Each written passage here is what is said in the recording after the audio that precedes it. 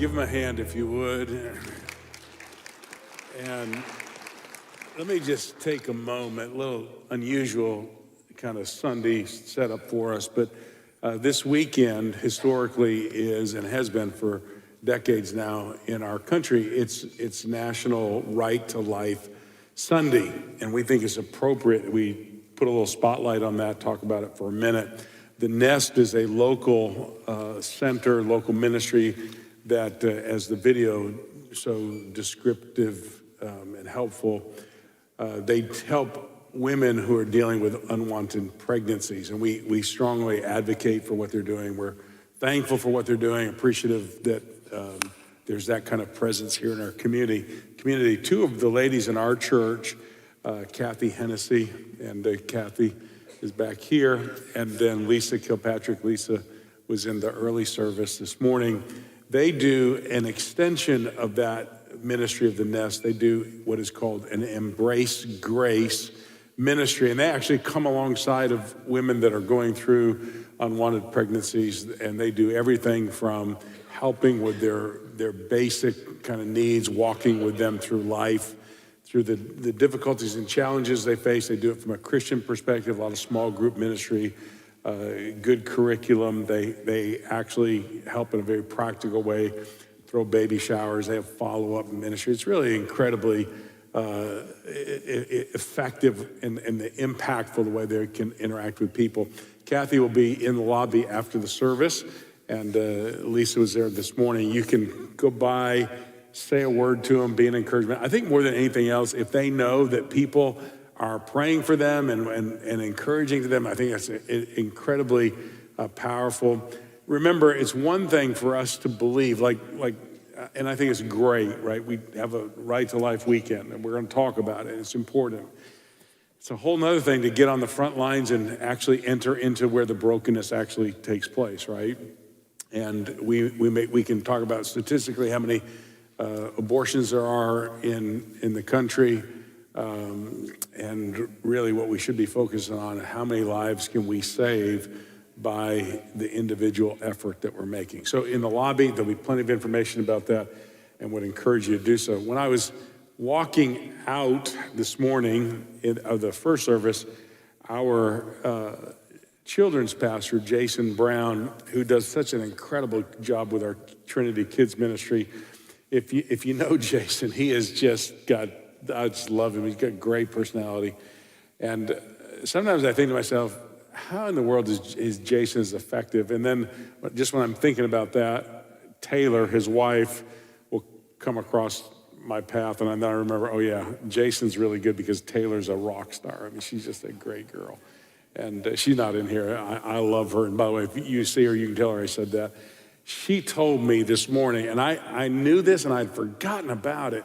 She told me this morning that her mom went to an abortion clinic when she was pregnant with Taylor, and unknowingly, mistakenly, right, it was a ministry that helps women with unwanted pregnancies, and they actually convinced Taylor's mom not to have an abortion, and she got saved on that visit to this pregnancy center. She got saved, and Taylor told me, she's got a funny little, she's just got the best personality. She had this little grin on her face. She goes, Pastor, it made a difference in my life. I'm like, no kidding. And but Michael, my son, he was telling me yesterday, we had we do occasionally, I'm not saying we have it all the time, but several times a year, we'll have women who are pregnant come to our homeless shelter, our women's and children's shelter. We had a premature baby born and under 2 pounds, right? And so mom was there, had the baby still in the NICU unit. And just think, right? So you're a part of that process. That's part of what we're doing. All these ministries are difference-making ministry, and we do, right, we're engaged in this 365 days a year, 24 hours a day, 7 days a week. Even though you don't see it, we don't talk about it a lot, right? But it's there, and it's an important part of what we're doing. We should be really, really thankful for that. With that in mind, look at Psalm 139 with me this morning. And I'm going to do this. We have the Lord's Supper coming at the end. My brain is kind of full of, I could talk about right to life for an hour. I'm not going to do that. We're in a series. We're getting ready to jump out of this series. Next week's the last week, and we're going to jump into 2 weeks of missions emphasis. I've told this to Tommy. I've told this to Lisa. I am as energized about what God is doing in our church at this moment that I can remember being in the last 30-something years. Now, there could be a lot of reasons for that. Maybe I'm really forgetful and I can only think in 24-hour increments. I don't know, but I'm really energized about it.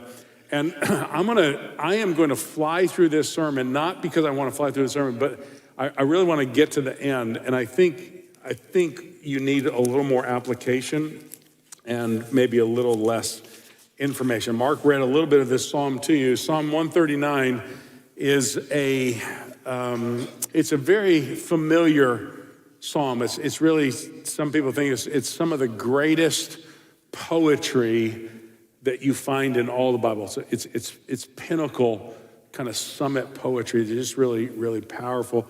And the psalm is designed to describe God to us. And we're in this series on search and find. If you seek after God, you're going to find him. This is a psalm that actually plays the opposite. Go ahead and run from God and he'll still find you, right? And the only reason you find God is not because you go looking for him. The only reason you find God is God shows up in your life, right? The reason that you have the presence of God is because God chooses to let you find him or reveal himself to you, however you want to describe it. And so this psalm is going to give us a picture. Actually, we're going to talk about the character of God's presence, what God is like, the complexity of God's presence, why that's such a struggle for us. And then we're going to come and end with the comfort of God's presence. God has two kinds of attributes. You can put all the attributes of God into two categories. I love to do this. It's kind of my teaching mode. So just kind of put your brain on like you're going to learn for a minute, and then we're going to get away from teaching and into really kind of application real quick, right? So God has two kinds of attributes. He has communicable attributes and incommunicable attributes. Communicable attributes are like a communicable disease, right? If I've got a disease that is highly contagious, like see, if I get COVID, right, and you get close to me, the likelihood is you're going to get COVID, right? If I break my arm and you get close to me, you're probably not going to break your arm. A broken arm is an incommunicable, right, disease. A COVID is a communicable disease. God has communicable attributes. The closer you get to God, the more you get to become like God, right? God's love is a communicable attribute. God's long suffering is a communicable attribute.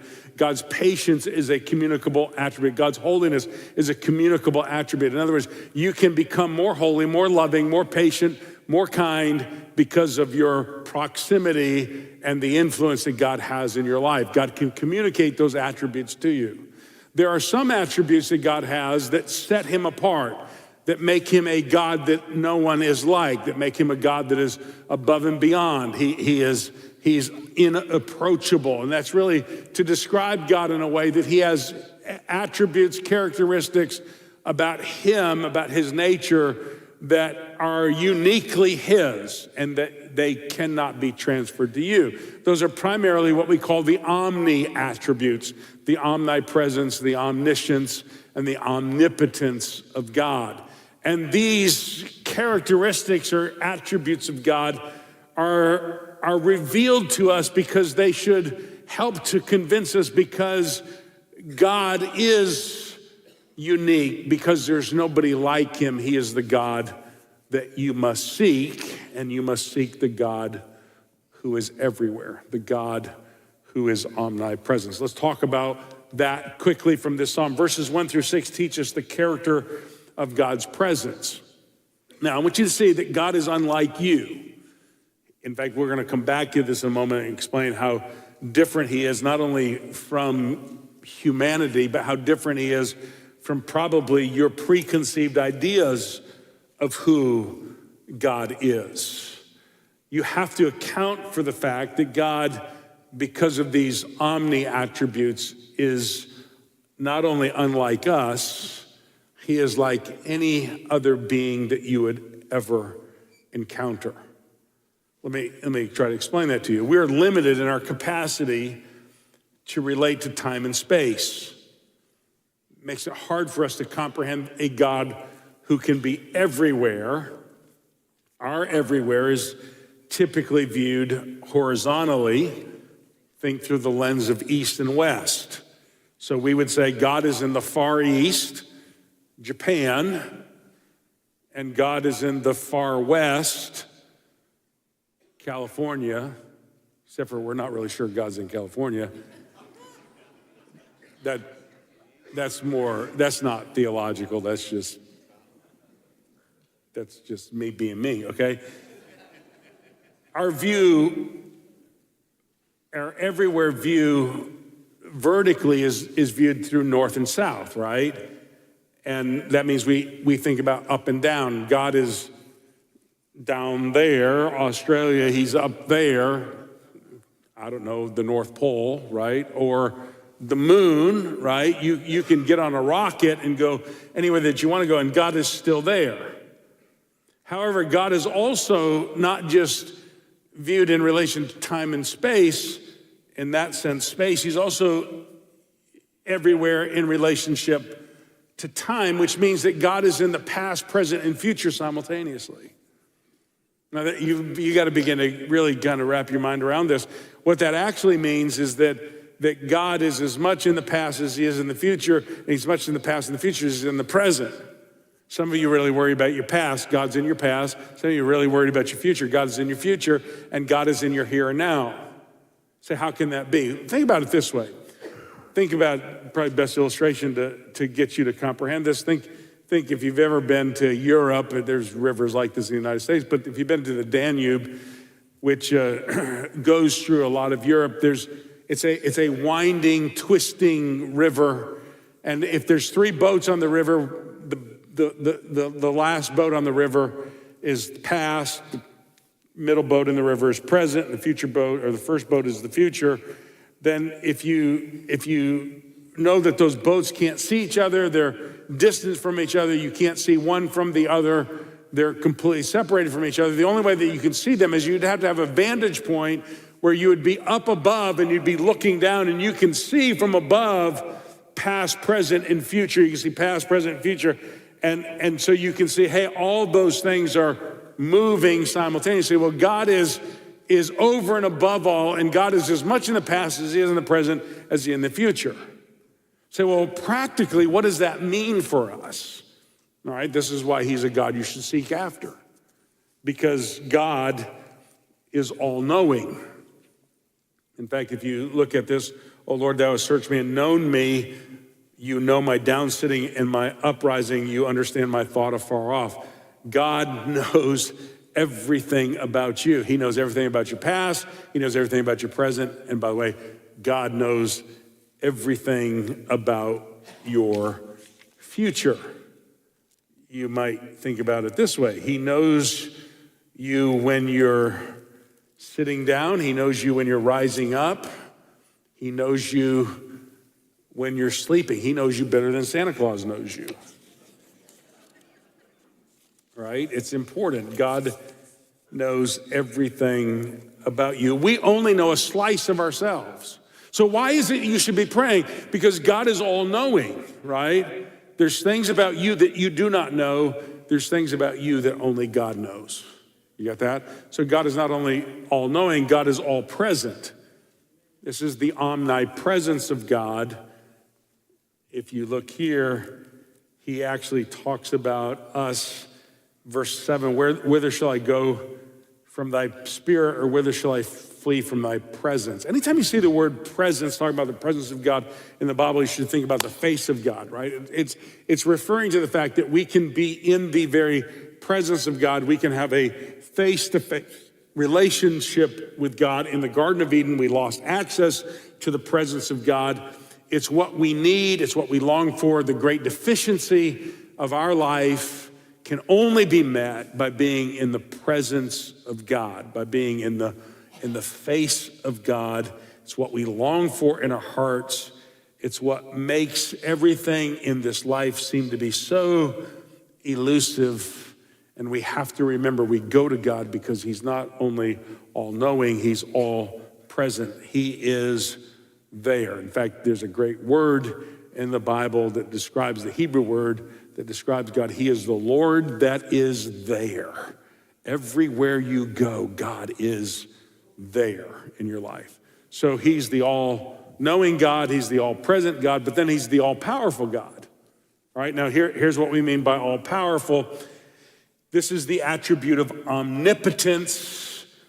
God has made you, even your soul was made by God, both the material and immaterial part of your being. Every single thing belongs to God. He created you, he ordained you, he upholds you, he sustains you.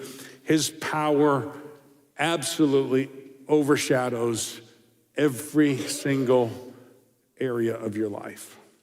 Now, if you want to know the implication, I'm going to do this quick because I want to move on. The implication is this. You not only want a God, you need a God who is all-knowing, right? His wisdom is infinitely beyond your wisdom.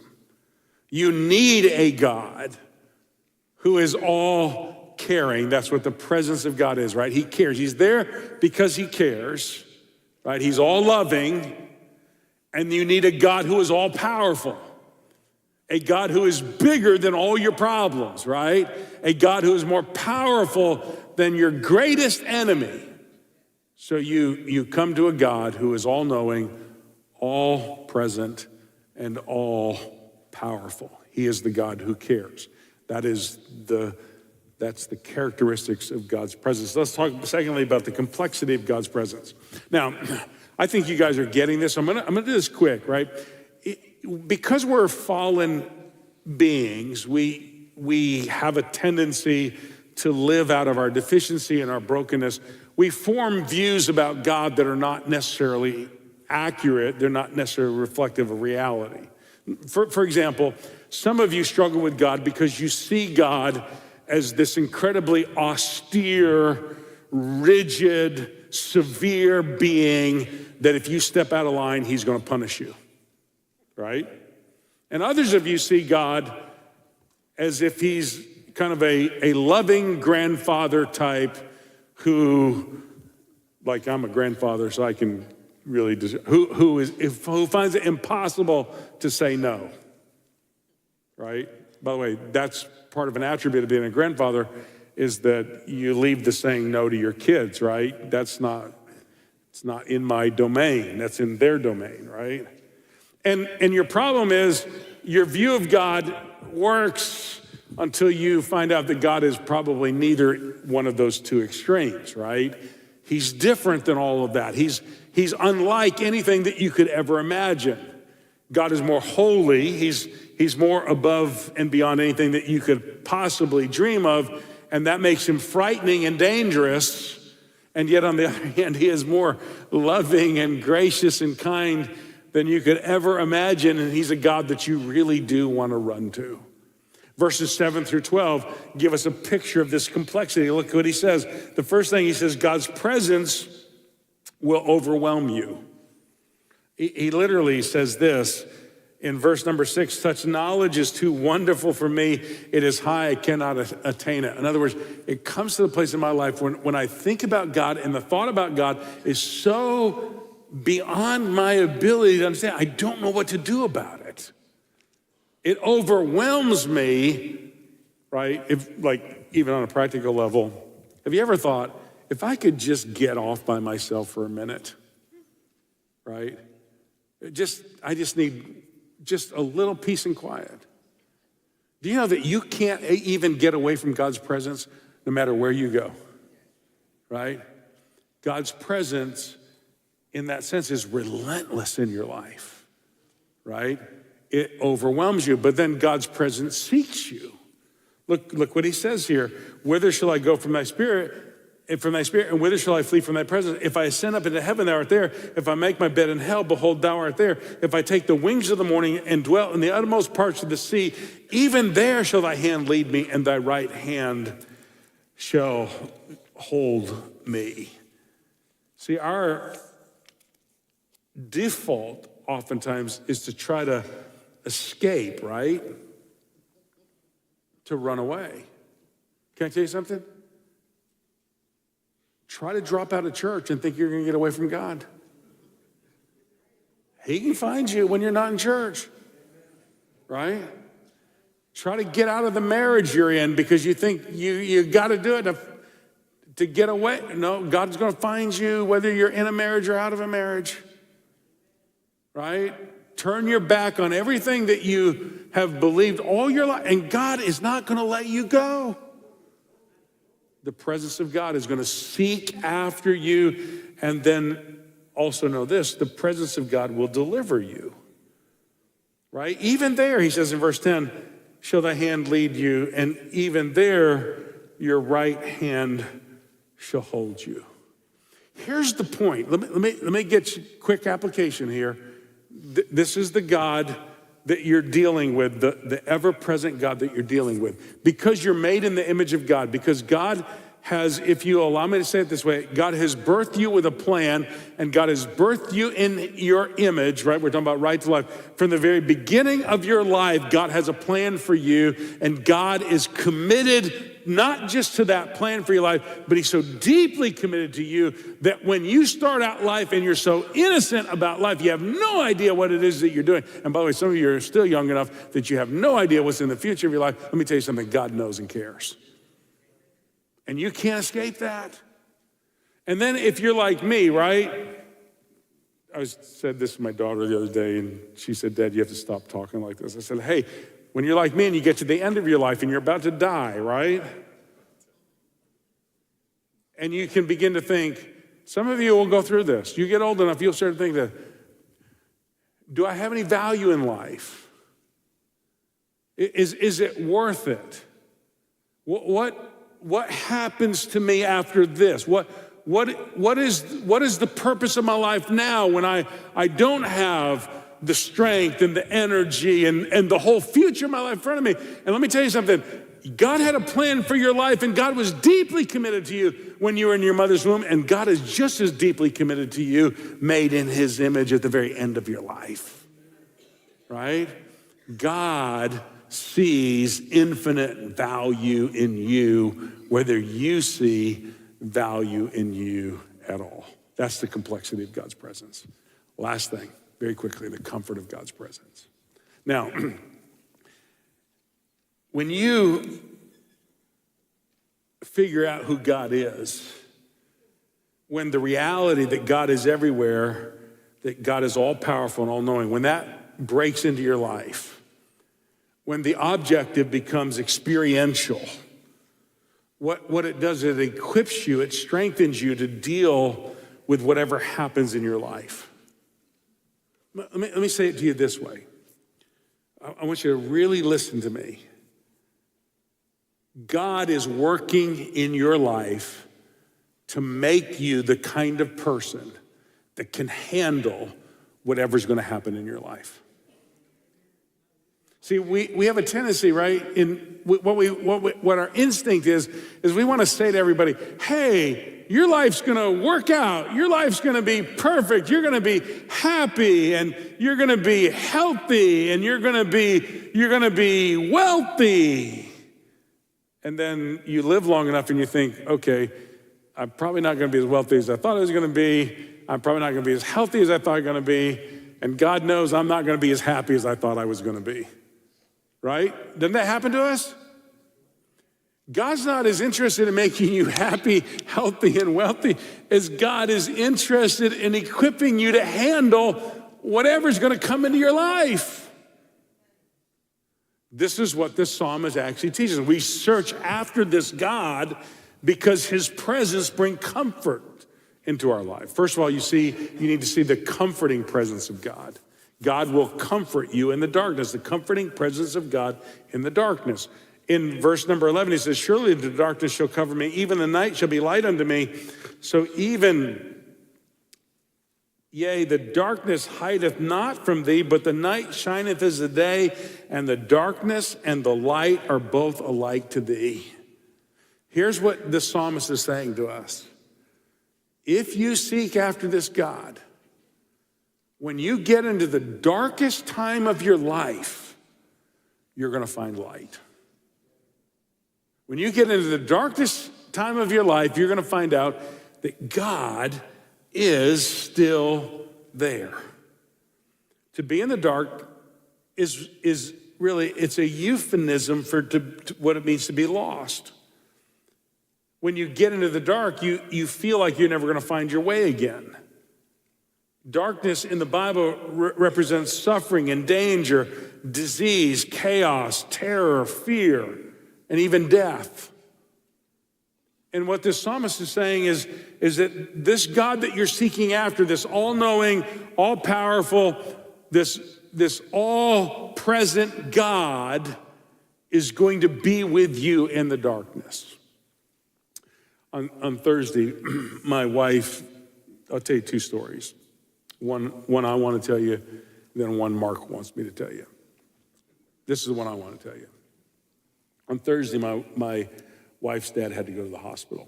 And fortunately, it doesn't appear to be serious, although anytime your parents go to the hospital at the age that they're at, it's always concerning and alarming. And it was one of those kind of complex situations for us. We had some things that we were committed to do, and the good thing about where I'm in my life now, I can sometimes find ways to get out of things I'm committed to do, and sometimes I still do them. And so we're at the hospital, and she said, well, why don't you go do the thing you're going to do? We had a new members dinner, and she said, I'll stay here. And I said, are you sure? She said, yes. She said, there's no reason for both of us to sit here and wait, and it was going to be a wait. And truthfully, I knew it was stressful for her. She just lost her mom a couple months ago, and that always adds to the anxiety. And so she was trying to process all of that. And I went and did my thing, came back and got her later, and she tells me this story. She said the pressure got just really weighty on her to the point where she did not feel well. And you can imagine, she's feeling her own anxiety and kind of this whole thing. Is she's there alone with her dad in the hospital. He's not in a good place as far as the things that they're doing as far as treatment. So she's having to kind of go through that whole thing. It just was adding to stress. And she sees this lady who's sitting outside of the examination room where her dad is, and Lisa had gone out, and she came back, and so she strikes up a conversation with this lady. If you know anything about Lisa, she'll talk to anybody at any time. The difference between me and Lisa is that she's likable and I'm not. And she likes people.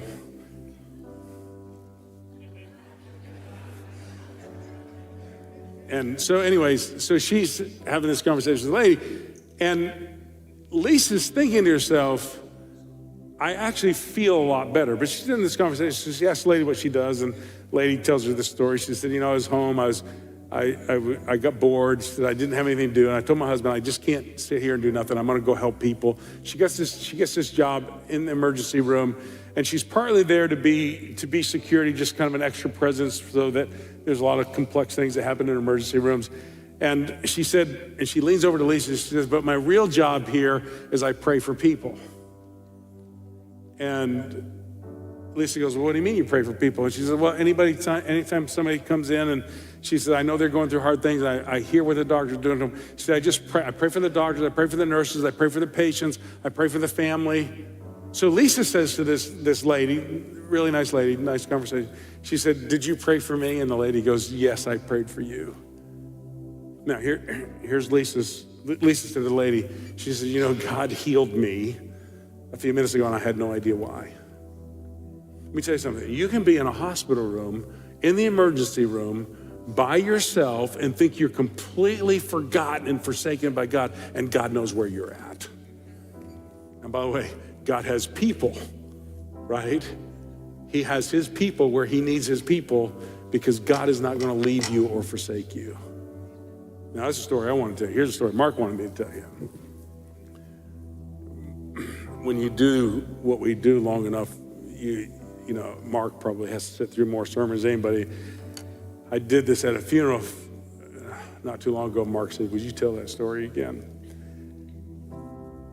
This dad, husband, lost his wife. They were young, had a small child. They went through the funeral, went through the reception afterwards, got home that night after the funeral service, buried his wife, and his little son says to him, said, Dad, can I sleep with you? The father realized how traumatic the whole experience has been on the son, and so he says, yes, son. He said, you can sleep with me, but we're not going to talk. We have to go to sleep. Well, they got into bed, and you know, the one thing you can't do with little kids, right, is tell them don't talk, right? And so the little boy started in, right? Where's mom? And he explained it to her. Will I ever see her again? And he answers the question. Will this ever stop hurting? And he answers that question. And he finally says to his son, he says, son, I'm going to turn the light off, and you need to go to sleep. You need to stop asking me questions.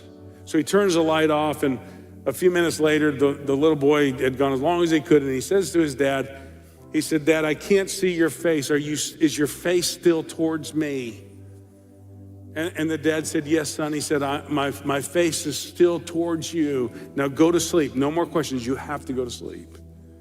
They were silent for a few minutes, and then finally the little boy said again to his dad, this little penetrating voice in the dark, he said, Dad, do you still love me in the dark?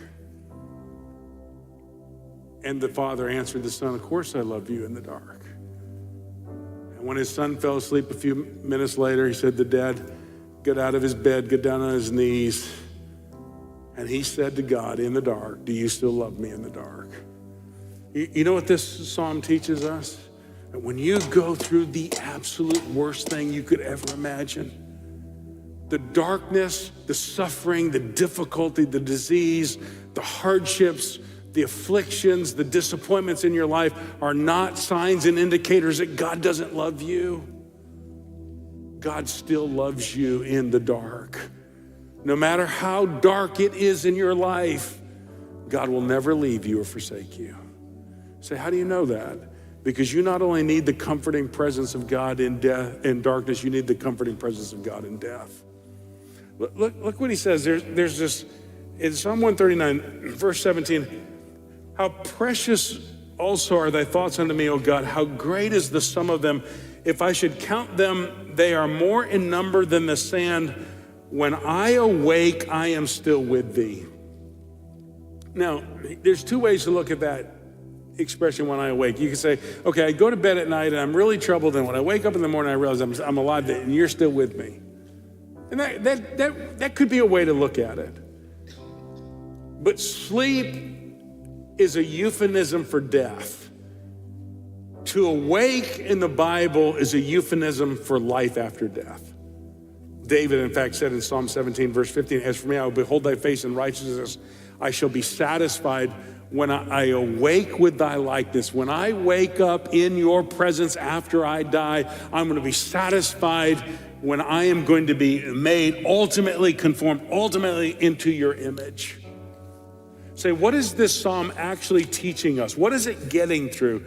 The reason that you have the comforting presence of God in the darkness is because when Jesus Christ, David's greater son, Jesus, the true and better David, when he was on the cross, he literally prayed. He was seeking after God. He was searching for God, and he did not find him. He actually prayed Psalm 22, right? He prayed, my God, why hast thou forsaken me? Why are you so far from the words of my roaring? Why are you a God who is far away? And here's David. And he can't seem to lose the presence of God. In fact, David's actually saying it this way. It doesn't matter at all. It doesn't seem to make any difference at all. That wherever I go, I cannot get away from you. Even if I wanted to, I can't get away from you. Let me tell you something. The whole reason that you know you can never, ever lose God's presence, the reason that you can be absolutely assured that God will show up when you don't expect him to, is because when Jesus prayed on the cross, my God, why hast thou forsaken me? And God did not answer that prayer. He did it so that when you cry out to God, God would always be there for you. See, here's what Jesus got. He got what you and I deserve. We try to get away and live our own lives. We try to escape the inescapable. You say, what's the penalty for that? It's to get what we ask for, to be abandoned. And Jesus instead was abandoned, and he lost the presence of God so that when you believe in Jesus, you can have the presence of God forever. It means that God has you by his hand, and he's never, ever gonna let you go. Think about that for a moment. See, here's how he concludes the psalm. This is it, right? Remember, our theme is search and you will find. Here's how this psalm ends. It's a prayer that goes in reverse. God, you search me. Oh God, know my heart, try me and know my thoughts, and see if there be any wicked way in me, and lead me in the way everlasting. And we want to help you to make this real in your life in a moment. Here's what we're going to do. Music's going to play softly. We're just going to go into a time of prayer. If you did not get the communion cups when you came in, there's places where you get them. Some of our deacons will help you if you need help to get those. There's some here at the front. You can just step out and come in right now. Let's stand together. If you need to slip out and get one, or maybe you want to come and spend a moment in God's presence before we partake of the Lord's Supper, you can do that. You can just use this as a time of response and prayer. But if you want to take the Lord's Supper with us today, and we're going to walk through this in a moment, just come get one of these if you haven't gotten one.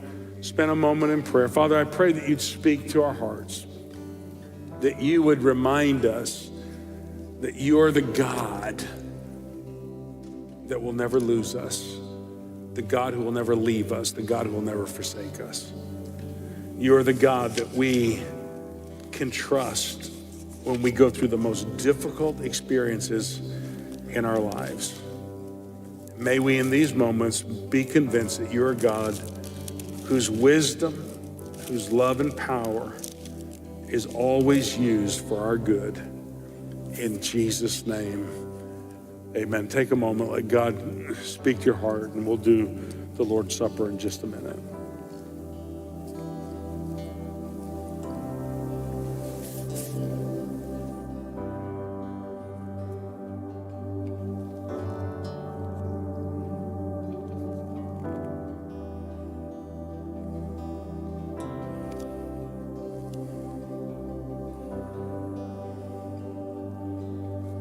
If you'll go ahead and be seated for a moment. If you'll take the cup and take the part where the bread is that represents the body of Jesus.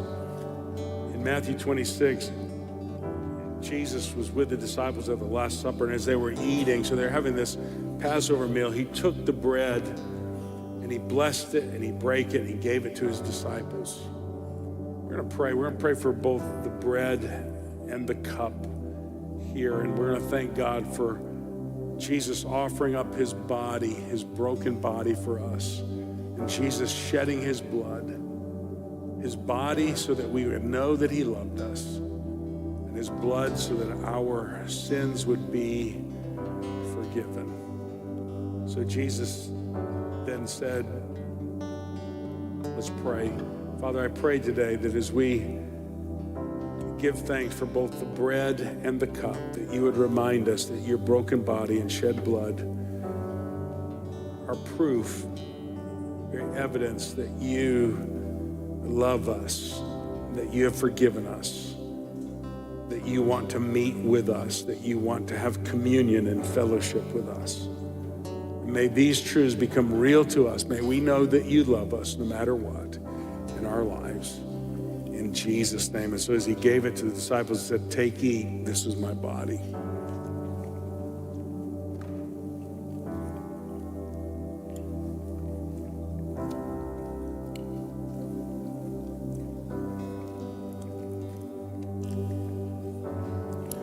And if you'll turn the cup over, he then took the cup and gave it to them, saying, drink ye all of it, for this is my blood of the New Testament, which is shed for many for the remission of sins. But I say unto you, I will not drink henceforth of this fruit of the vine until that day when I drink it new with you in my Father's kingdom.